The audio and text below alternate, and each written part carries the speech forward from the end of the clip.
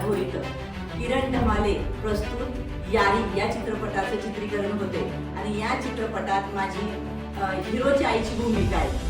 तर खूप छान कलाकार आहे आणि इतकं सुंदर काम करतो तो आणि ही आमची हिरोईन आहे आणि या सगळ्या खूप सुंदर दिसणाऱ्या अशा मुली या चित्रपटात काम करणार आहेत। ही मुलं आहेत, आपला सैराट मधला अरबाज सुद्धा आहे, सुनील गोडबोले साहेब सुद्धा आहेत, ह्याच्यात बरेच मोठे मोठे कलाकार सुद्धा आहेत आणि किरण धमाले यांनी प्रोड्यूस केलेला आहे हा चित्रपट आणि डायरेक्टर आहे चेतन।